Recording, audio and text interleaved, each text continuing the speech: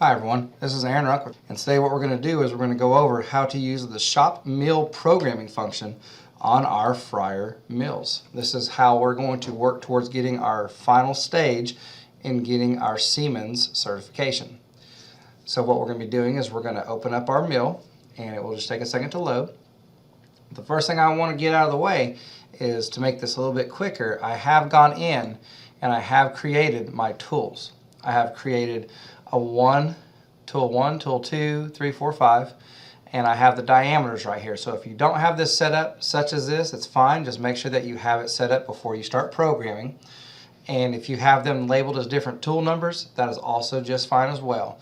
Just make sure that whenever you go to start picking everything that you do have them picked as the correct items. Like, don't try to end mill with the drill because it will do what you tell it to do. Also, another thing to help with the simulation, if you look at the work offsets, you'll notice how all these links are 0. If I go in the work offsets, you'll notice I did put a minus 10 inches. I'm going to take these out. I'll show you why those are important later. And with that said, I'm going to go right back to my program manager because we are ready to start programming. Now remember, this is a shop mill, so this is a Siemens hand programmed program that we're going to be using. So the first thing I'm going to do is I want to create a new folder, and we'll call this, the name of my print is 8M, and we'll say OK. Now if I look at my print, this is what we're going to be hand programming. So on 8M is what we're using, that's why I called it that. We got several things we want to look at. The first thing we're going to do is we're going to build that material. So if you'll note, I have 4" by 4" by ½ inch material, and then the top of it is going to be minimum cleanup. So this is what my part's going to look like right here, except if you'll notice right here on the front edge, I'm going to need to cut into the part right here and on the side because that's what I want it to look like when it's completely done. Because I want to make sure that all surfaces are machined. So back to my simulator. So if you'll notice, this did open up my material to make. I'm going to click on Graphics View. I'm going to deselect it. I'm going to put these to 0 because it'll make sense a little bit later as to what's going on with those. But the first thing I want to show you is whenever I'm creating my block of material, I want to start off at X0 and Y0. This is going to be 4 inches. That's going to be 4 inches, just like my print said. And then the top of my part is Z0, and the thickness of my part going down is going to be a ½ inch. Now if you put that as a positive ½ inch, that means that it's going to build it this way, which means your simulation is not going to look correctly. So I'll hit enter. We are going to be using the G17. Retraction plane of 1 inch. Safety distance plane is going to be 100 thousandths. We are going to be machining into the part, and we are going to use a retract position before going into a new location. So with all that said, I'll hit accept. And the first thing I want to do, if I go back to my print, is I want to go ahead and I want to face my part. And then after I face it, we'll go ahead and start working on the profile. So we'll go back to my simulator, and then I'm just going to go up to milling. The first thing I want to do is a face mill. Now when I click on these, a lot of this stuff is already going to be filled out. Whenever you open up yours, there's going to be a lot of default settings in here, so I will go through them as if it was set to default. So for this first tool, I'm going to hit select tool, and I want my facing tool to be what I'm using, so I'll hit OK. I'll arrow down and I'll put that at 50 inches a minute. 3,000 RPM sounds pretty good. Now right here, if you'll notice, that says finishing. Now if you have a lot of material to take off, you can do a roughing and then have it step down so far. However, we are just milling to minimum cleanup, so a finishing pass will be just fine. Right here you can control how the tool paths look. So the first one that comes up will work just fine, and then I'll arrow down. So right here, for the center points in X and Y, I usually don't change anything. For the Z0, I don't change anything.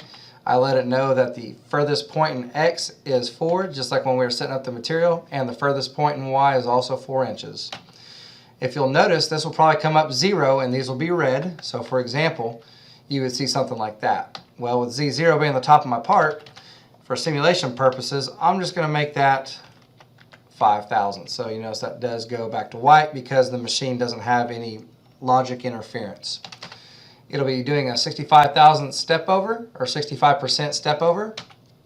and I'll leave everything right there. So finishing allowance, I'm not worried about it because I'm going to finish it all at one time. I will hit accept, and the first thing I want to do after I complete anything during this programming is I just want to simply simulate it. So when it comes up, you'll see the part will come up in a top view. If you want to, you can click 3D view, and if you hold your left mouse, you can pan your part around. For your roller, you can zoom in and zoom out, and your third mouse will rotate your part. So you can do with that as you please. I usually like to go into 3D view. When you're done with your 3D view, simply hit simulation again. So with that said, it's looking pretty good. So if you haven't printed off this print, now would be a good time to do so, or ask for the print, because I'll be going through it a little bit quickly. I won't be coming back and forth as much, but just in case, if it helps you with keeping track and keeping up. So the first thing I'm going to do is I'm going to make this profile. I'm going to start at this location, and then I'm going to go step by step all the way around my profile. I'm actually going to tell the machine what each pivot point is all the way until my profile is closed. So back to my simulator, I'm going to go into contour milling, and I'm going to create a new contour. And we're just going to call this a boss because that's what it is. And then I usually don't worry about the views for here. It's just going to let me know that my starting point is XY0. I will hit start. If you'll notice, I am at the bottom left corner. That's my 0 and that's my 0. First thing I want to do from that position is I want to go up in Y 3 inches 937 thousandths. And then I will simply hit accept. So if you'll notice, it put me up that high, and that's how we're going to do this all the way across. So this next point, we'll go 3 inches 937 thousandths. But if you'll notice, there is a radius there. So this is what's cool about hand programming on a simulator, is I can subtract 1 inch 181 thousandths and hit enter.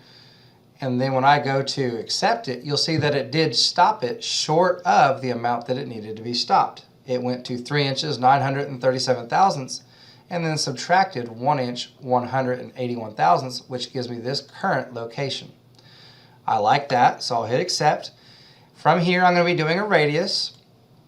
Now, if you'll notice that this is not the radius I want to, that would be a counterclockwise, and I want to go a clockwise direction. So simply click on this, select the right location, and I'm going to do this a certain way. There's more than one way to do it. This is just the first way I'm showing you guys, and I find it to be the easiest for what we're doing.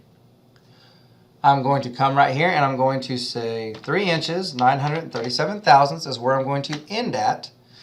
Right here is going to be 3 inches 937 thousandths. Again, I'm going to subtract the radius and then hit enter.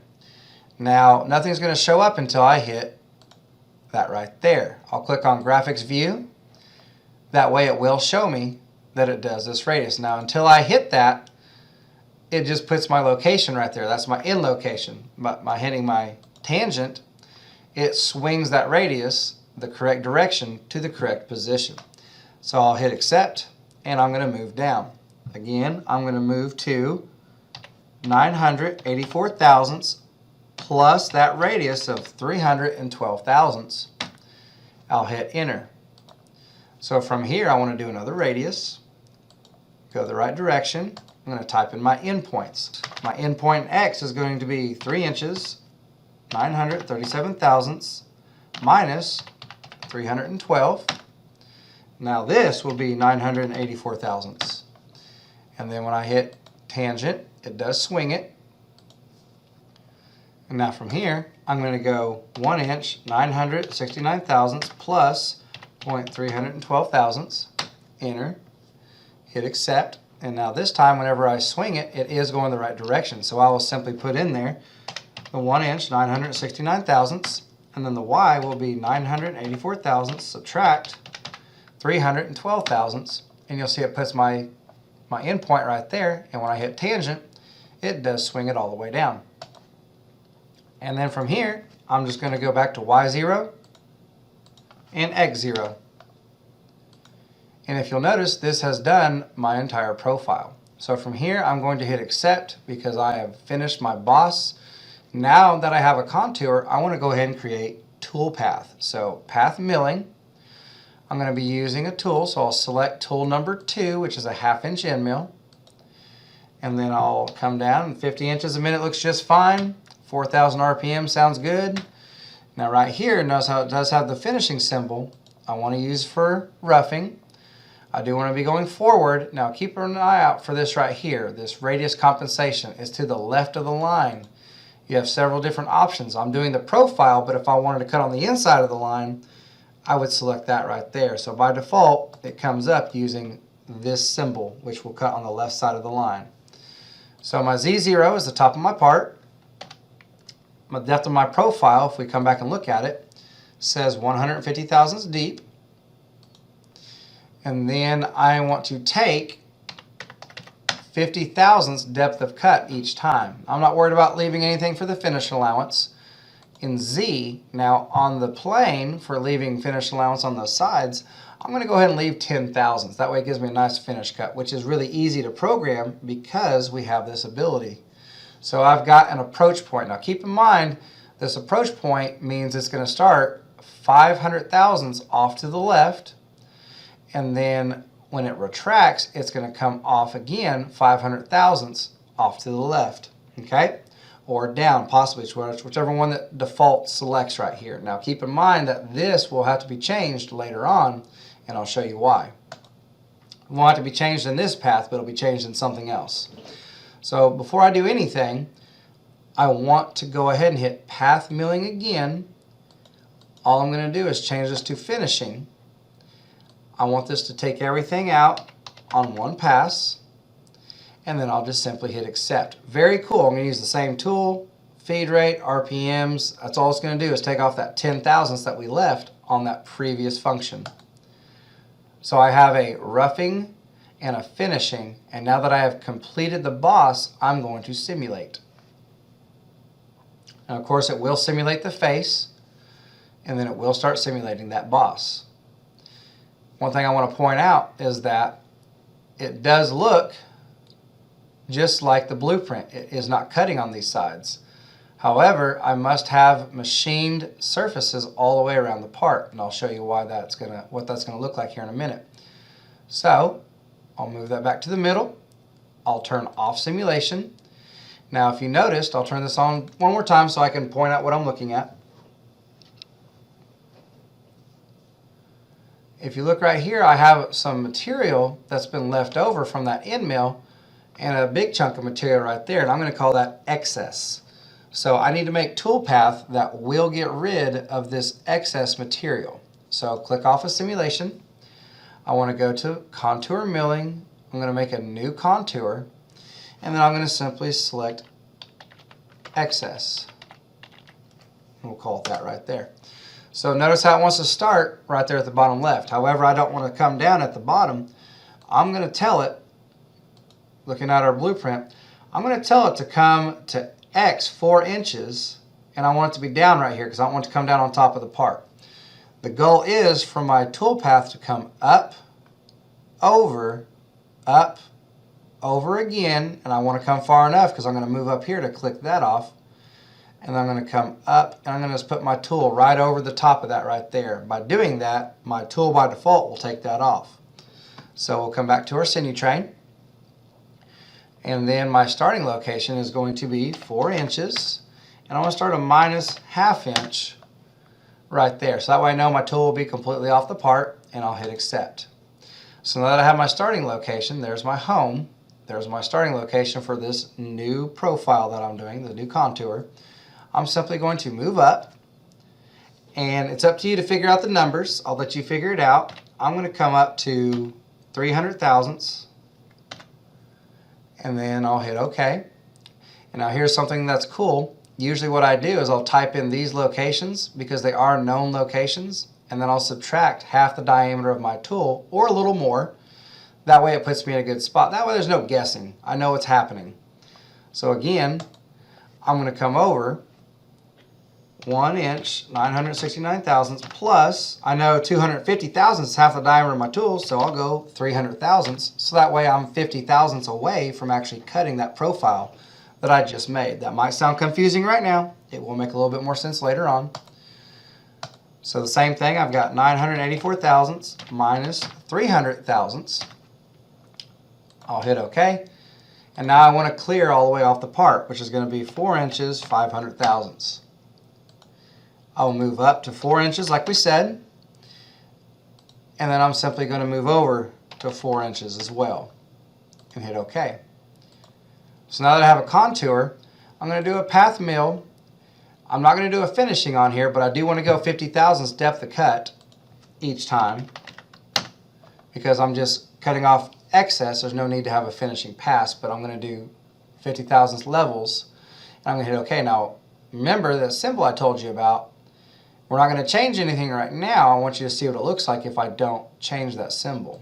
I'll hit accept and we will simulate. Again, the first thing it will do my facing. And then it's going to do my finished pass.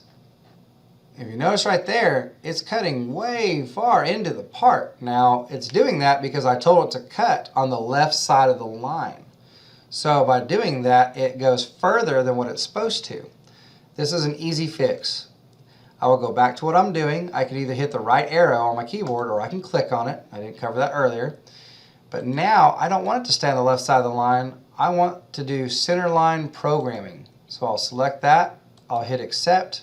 So this time it will not be cutting on either side of the line. It will be cutting exactly where I told it to go. So it's going to do its finished pass. And just like that, it's cut it all away. But if you'll notice, it did two more things. It did not cut everything right there, and it did cut into my profile. So we got one more thing to look at. So I'll hit simulation again. And what that meant was on this contour, this first move, now what I'm going to do is I'm going to arrow up to each point of the contour. And that first move of 300 thousandths. Now remember, it's a 1/2 inch tool. So 250 thousandths is half the diameter of the tool. So if I move 300 thousandths, that means that lip that we left right there was 50 thousandths thick. So easy fix. I'm going to come in here and also make that 250 thousandths. If you wanted to, you can make it 200. You can make it anything less than 250 thousandths, and that would work just fine. Okay, so that looks really good. Now the next thing I want to point out is it cut the top of this profile right here. Now remember I told you about that approach and retract. So what's happening is it's completing the move, but then for the retract out, it's moving an additional 1/2 inch to the left. So all I'm going to do is make that a 0, hit accept, and let's simulate one more time. When you are making your parts, you will run into a lot of miscellaneous functions or miscellaneous errors. The key to it is just understanding how everything works on your simulator. That will help you define your profile and get everything working just fine. Alright, so that looks really good.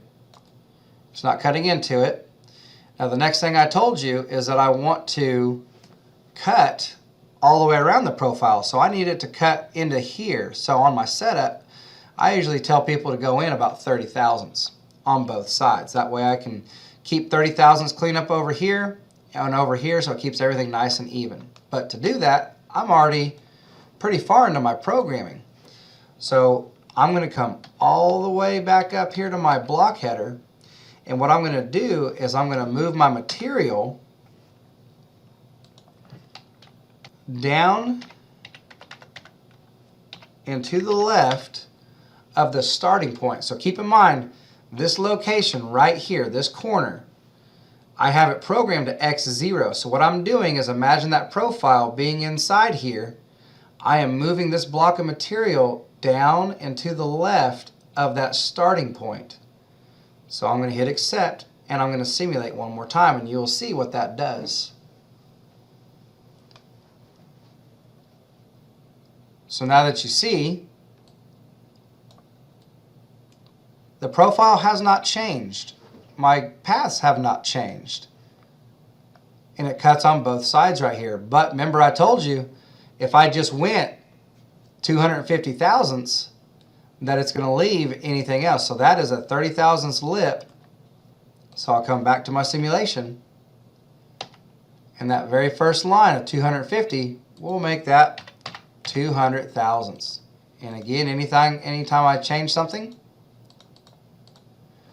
I want to simulate it. This will help prevent frustration later on in the program if you get everything right step by step. So again, I am cleaning up right here. My excess now takes off everything on the top and bottom. Now, the reason why I have so many of these errors in here is because I want you to see what an error looks like, and I want you to know how to fix it and see that it doesn't take very long to fix it. So we're done with the profile and the facing, and we're not that far into it.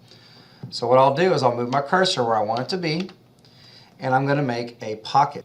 So from here, I'm going to click Milling, Pocket, and then I've got this square right here, but I need to put it in the right location. So again, we're going to go to Simple. We're going to select the tool. It's going to be tool number 3, which is our 3/8 end mill.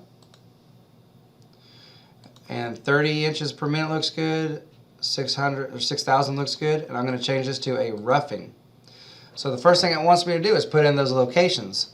So this location is going to be 1 inch, 377 thousandths. And on the next one, it's going to be 2 inches, 755 thousandths. And that has my location. And then from there, I'm going to put in that my wall, put that at 0, because that's the top of my part. Now the width of this pocket is right here at 1 inch, 968 thousandths and 5/10. So we'll type that in because that is the length and the width. So I'll type that in.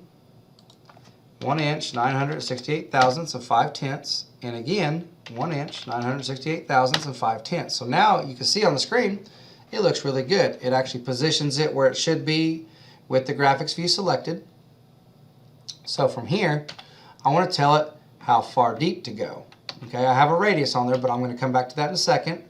So I want this to be minus 196 thousandths, because if I look at my print, that's how deep the pocket is. Now also on the pocket, I can put a radius on all 4 sides, and in this case it's going to be 312 thousandths. So if I click on the radius, 12 thousandths right there. So now I have my positioning, my length and my width, my radiuses, and my depth. So from here, you'll see that I'm taking off 40% of the cutter on the step overs. I'm going down 50 thousandths depth of cut for each pocket pass. I'm going to leave 20 thousandths along the walls, and I'm going to leave 2 thousandths on the floor. Now here's where you can have some fun if you want. I've got a vertical zigzag, I've got a helical zigzag, and I've got this last one. I'll let you guys look at that and see what you think about it. But I'm going to use the helical. I've got 2 on my inches per revolution on the, it will say what it is, on the pitch. And then I've got 100 thousandths on the helix radius. Okay, so I'm going to hit accept and simulate. Now of course, unless you've changed anything, your facing and your profile should all come out looking just fine. I'll make sure that I am still profiling around the outside. I'm cleaning off the excess, and now my pocket will start. And that is a 50 thousandths depth of cut each time, so it will do it 4 times. Should be number 3. And on the 4th one, right there. So now you got to remember, pocket's not done yet because we just roughed it out. So I'll click on simulation. I'll simply come back to rectangle, and then I'll click on here and I'll click finish. Now when I click on finish, all I'm going to do is hit accept, and now these two are tied together. So I'll hit simulate.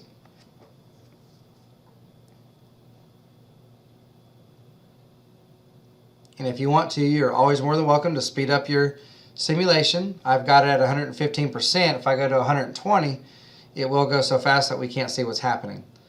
So I've got my first pocket depth. Should have the second.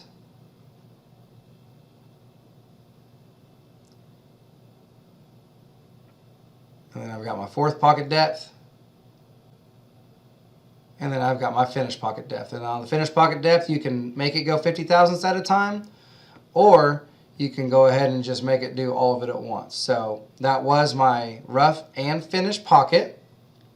And now I have left, if we look at our print, is I'm just going to do these holes. Now these holes, when I make them, kind of look funny, but it's going to work out really easy. So I'm going to hit simulation because I'm done. And then I'm going to come up here to drilling. Now the first thing I want to do is make a centering drill. I'm going to select tool number 4, which is my center drill. Now you have two ways of doing this. You can click on diameter or you can click on tip. I usually like to click diameter, and then I tell it to make the diameter smaller than what the hole is. So if we look at our print, it says the diameter is 125 thousandths. So anything smaller than that is going to work out just fine. If you want the centering drill to chamfer the hole, you can always make that bigger, so that way the holes at the top of it will have a countersink. So, but for this case, I'm just going to make it 50 thousandths. And then I've got right here is the dwell time. I just leave it as default, and I hit accept. That's done, but I'm not going to hit my pattern yet. I'm going to set up my drill. So on my drill, I'm going to select my tool, which is going to be tool number 5. And then I'm going to come down to inches per minute. I'll leave it at 20, at 2,000. Now it has right here, it has shank and tip. So what that means is how deep the hole is going to go. So if I leave it at tip, let's put this at a minus 300 thousandths, and then we'll look at this real quick. So if you'll see, the tip is right at 300 thousandths negative. But if I change it to shank, you'll see the diameter of the hole is 300 thousandths deep. If I look at my blueprint, it says it wants the diameter to be 125 thousandths, diameter 196 deep. So it wants that diameter that deep. So in this case, I will be going with the shank and not the tip. And it did say a minus 196 thousandths. So I've got my center drill, I've got my drill. If you'll notice, the shank of it is almost at 200 thousandths, it's just shy. And then I'm going to hit accept. At this point, I've got a center drill and a drill. Now I can tell it how I want to do it. So I'll go to positions. I have different ways I can do it. I'm going to select this one right here, which is my bolt hole circle. Now I did have this default setted, so I'll go ahead and go through what it means. So I've got this Z position right here. Now this is not the top of the part. This negative 196 thousandths is how deep it is from the top of the part to the bottom of the pocket.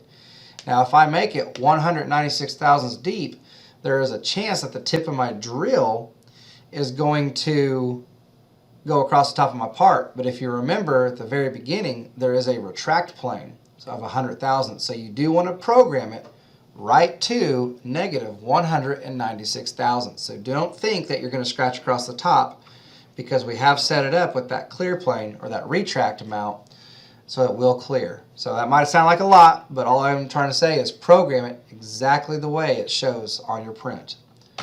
So the center is going to be the same location of the pocket center. It's going to be 1 inch, 377 thousandths in X, 2 inches, 755 thousandths in Y. I have a 45-degree angle, and the radius is from the center to the center. That's 787 thousandths, which is put right there. And then I have the number of holes, which is going to be 8. Right here on positioning straight, I usually leave it straight because it's just how it goes from one hole to the next. I'll hit accept. Really easy to set up. I have no red anywhere on my screen. I will simulate and see what it looks like.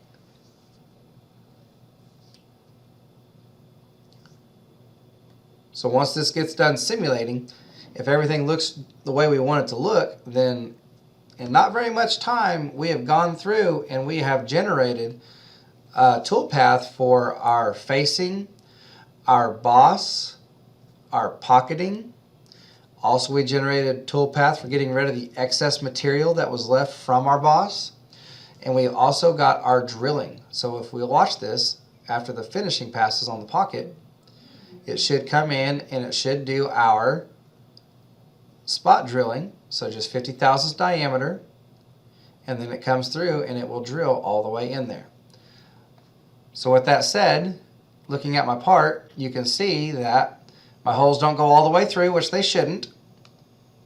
I cut all the way around the part, and everything is in tolerance. So, with that said, all I would have to do at this point is set my X and my Y0 on my machine.